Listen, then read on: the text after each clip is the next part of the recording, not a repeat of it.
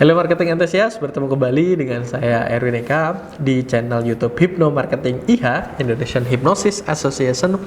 Dan di kesempatan kali ini kita akan sekali lagi membahas tema yang menarik, yaitu tentang cara membuat copywriting yang bagus dan menjual.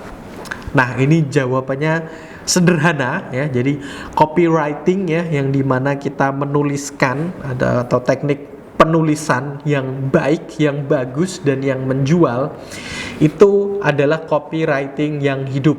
Jawabannya sesimpel itu, copywriting yang hidup, yang bisa seolah-olah membuat para pembacanya, yang dimana untuk kaitannya dengan marketing tentu saja calon pembelinya, ya seolah-olah misalnya copywriting yang ingin Anda sampaikan kaitannya dengan fungsi indera pendengaran, seolah-olah mereka berbicara, seolah-olah para pembaca atau calon pembeli copywriting Anda itu harus mendengar, harus seolah-olah ada atau Anda berada di samping dia dan membisikkan sesuatu atau mengucapkan sesuatu. Pokoknya intinya kaitannya dengan misalnya indera pendengaran yang ingin Anda aktifkan. Nah, copywriting yang harus Anda buat bisa benar-benar seolah-olah ya menjadikan mereka yang membacanya itu mendengar suara Anda, mendengarkan pesan Anda, mendengarkan informasi dari Anda.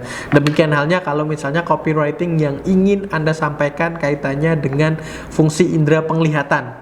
Jadi seolah-olah mereka melihat wujud kalimat yang ingin Anda sampaikan, seolah-olah mereka berimajinasi melihat kejadian langsung pesan yang ingin Anda sampaikan, atau kaitannya dengan iklan produk yang ingin Anda tawarkan, mereka seolah-olah melihat bentuk nyata dari produk yang sedang Anda sampaikan itu terwujud nyata di depan mata mereka, atau melihat dalam bentuk visual. Pokoknya kalau Anda ingin untuk menciptakan copywriting yang sifatnya menjelaskan sejelas-jelasnya tentang detail visual, detail berupa gambar, Anda pastikan ya kalimat copywriting yang Anda buat harus hidup, harus seolah-olah mengaktifkan imajinasi mereka untuk membayangkan produk tersebut. Demikian halnya dengan indera yang kita miliki yang lainnya. Nah, Pak, jadi di awal copywritingnya Anda coba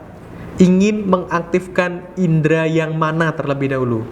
Ya, jadi misalnya kita punya indera perasa, kita punya indera penglihatan, pendengaran, terus kemudian ya mulut ya, ini masih satu bagian dengan suara ya, dengan pendengaran. Mungkin kalau di copywriting bisa digabungkan semacam seperti itu dan lain sebagainya. Nah, terus kemudian Anda ciptakan ya kalimat demi kalimat yang sekiranya bisa mengaktifkan salah satu indera tersebut. Saya sarankan untuk tidak terlalu banyak indera yang bermain di sana, seperti itu. Jadi satu atau dua akan sangat lebih bagus begitu ya, karena para pembacanya otomatis tidak akan terus kemudian bingung. Atau mungkin kalau misalnya Anda ingin mengaktifkan semuanya, pastikan copywriting yang Anda lakukan tersebut tuntas terlebih dahulu di satu panca indera. Ya, misalnya Anda ingin membuat para pembaca copywriting Anda seolah-olah mendengarkan secara langsung begitu ya. Pastikan itu tuntas ya, dengan menceritakan tentang detail suara yang terjadi, kebisingan yang terjadi, misalnya riuh rendah yang terjadi, terus kemudian suara-suara dari masyarakat yang membicarakan tentang produk Anda atau apapun. Nah, copywriting ini juga akan menjadi pembahasan yang menarik juga di kelas Hypno Marketing yang kita adakan. Nah, untuk info seputar Hypno Marketing yang akan kita adakan ini, silakan Anda bisa menghubungi nomor WhatsApp kami ya, untuk info lebih lanjut, untuk belajar lebih lanjut tentang copywriting ini, seperti itu. Jadi pastikan copywriting ini hidup ya ketika Anda sudah menuliskan tadi ya, berkaitan dengan panca indera, fungsi panca indera yang Anda miliki. Selanjutnya, coba Anda baca secara keseluruhan copywriting tersebut, apakah sudah cukup hidup, apakah sudah Jadi syarat bagus itu adalah ketika dia sudah bisa benar-benar mengaktifkan panca indera, salah satu atau beberapa panca indera yang dimiliki oleh manusia. Dan juga otomatis kalau tulisan Anda sendiri, Anda tidak akan bisa menjadi seseorang yang objektif. Jadi terlalu subjektif. Coba copywriting atau tulisan yang telah Anda tulis, minta orang lain untuk membacanya. Dan biasanya saya sarankan justru semakin simple copywriting akan semakin bagus.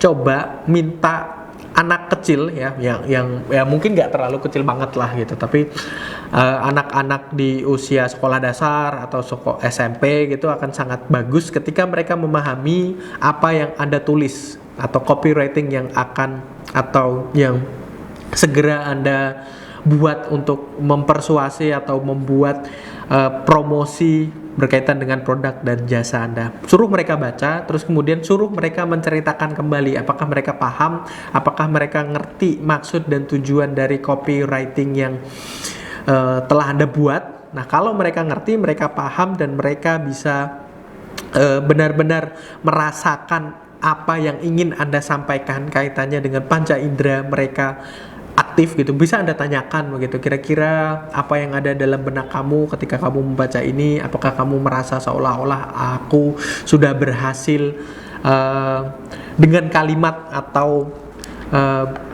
copywriting yang sedang saya buat ini, seolah-olah saya berbicara sama kamu, apakah seolah-olah saya sudah menunjukkan bentuk dari produk yang akan saya jual. Nah, ketika itu semua bisa dijawab dengan baik, itulah copywriting yang bagus dan menjual, seperti itu, karena sangat detail, sangat mengaktifkan imajinasi dari pembacanya, dan juga itu tadi, hidup ya. Jadi kunci dari copywriting yang bagus adalah copywriting yang hidup, yang bisa membuat para pembacanya seolah-olah Anda itu berada di samping dia, seolah-olah Anda itu sedang menjelaskan secara langsung produk atau jasa yang Anda tawarkan.